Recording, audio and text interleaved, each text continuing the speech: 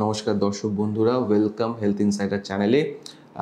আজকে যে টপিকটা নিয়ে আমি ডিসকাস করব সেটা হচ্ছে কিডনি ডিজিজ পেশেন্টদের লিভারের যত্ন।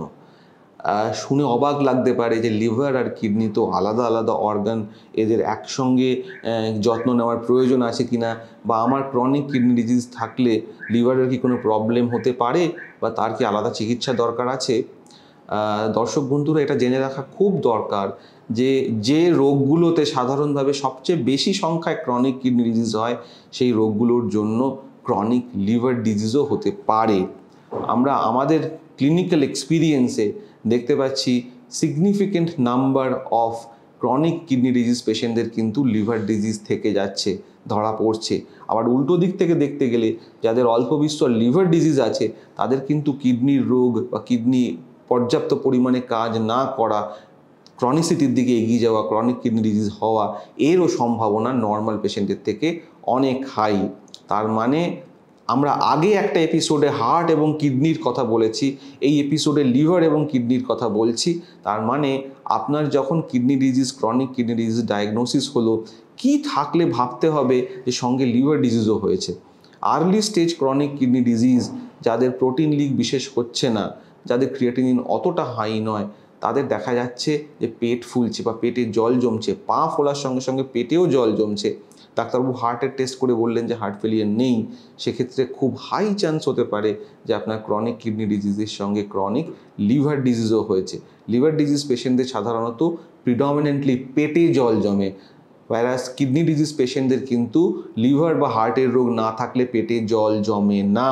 সাধারণভাবে পায়ে জল জমে বা শুকনো থাকে, পায়ে কখনো কখনো জল নাও জমতে পারে। যেই পেটে জল জমা ডিটেক্টেড হলো, সঙ্গে সঙ্গে ডাক্তারবাবুর কাছে গিয়ে বলা যে আমার মনে হচ্ছে পেটটা ফোলা লাগছে, দেখে নিন পেটে জল জমেছে কিনা। অনেক সময় কিডনির ডাক্তারবাবুরা যেটা করেন, একটা আলট্রাসাউন্ড করেন, কিন্তু আলট্রাসাউন্ডটা শুধু কিডনির আলট্রাসাউন্ড করা হয়। আমার পার্সোনাল ওপিনিয়ন হচ্ছে প্রথমবার যারা ডাক্তারবাবুর কাছে আসছেন তারা সবাই হোল অ্যাবডোমেনের আলট্রাসাউন্ড করুন, যাতে লিভারের কন্ডিশনটা, পেটের জল জমেছে কিনা এটাও ধরা পড়ে যায়। পেটের জল জমলে তার একটা পরীক্ষা করে নেওয়া উচিত, তাতে লিভারের রোগ ধরা পড়লে আর্লি গ্যাস্ট্রোএন্টারোলজিস্টের কাছে গিয়ে চিকিৎসা শুরু করলে লিভারের রোগটাকে রিভার্ট করা সম্ভব বা একই জায়গায় রেখে দেওয়া সম্ভব। এর মধ্যে বলা খুব ইম্পর্টেন্ট যে আমরা অনেক আলট্রাসাউন্ডে আজকাল দেখতে পাই, রিপোর্ট পাই যে লিভারে ফ্যাট জমেছে। এটা কি খুব সামান্য একটা রোগ? অ্যাকচুয়ালি না। যদিও আমাদের লাইফস্টাইলের জন্য, এই আমরা বাড়ির বাইরের ফ্রাইড ফুড, জাঙ্ক ফুড খাওয়ার জন্য, বা বাড়িতে এশিয়ান ডায়েটের মধ্যে কার্বোহাইড্রেট প্রচণ্ড বেশি খাওয়ার জন্য আমাদের লিভারে কিন্তু ফ্যাট জমতে থাকে, যেটাকে ফ্যাটি লিভার বলে। মনে রাখতে হবে যে ডায়াবেটিস পেশেন্টদের ফ্যাটি লিভার বেশি হয়, কিডনি ডিজিজ পেশেন্টদের ফ্যাটি লিভার বেশি হয়। এবং এই ফ্যাটি লিভার যদি আনট্রিটেড অবস্থায় থাকে, আমরা ওষুধ শুরু না করি, ওষুধের থেকেও বেশি ইম্পর্টেন্ট লাইফস্টাইল মডিফিকেশন না করি, ডায়েট চেঞ্জ না করি, তাহলে লিভার থেকে ফ্যাট সরে না, জমতেই থাকে এবং আলটিমেটলি ফ্যাট জমেও লিভার খারাপ হতে পারে, ক্রনিক লিভার ডিজিজ হতে পারে। ইন অ্যাডিশন আমরা জানি হেপাটাইটিস বি এবং সি, এই রোগগুলো ডায়ালিসিস পেশেন্টদের, কিডনি ডায়ালিসিস পেশেন্টদের একটু বেশি হয়। এবং হেপাটাইটিস বি অ্যান্ড সি কিন্তু লিভারের ভাইরাস, অ্যাকচুয়ালি হেপাটোট্রপিক ভাইরাস। এরা লিভারটাকে ইনফেকশন করে ধীরে ধীরে ধীরে ধীরে ক্রনিক হেপাটাইটিস, তারপরে সিরোসিস অফ লিভার করতে পারে।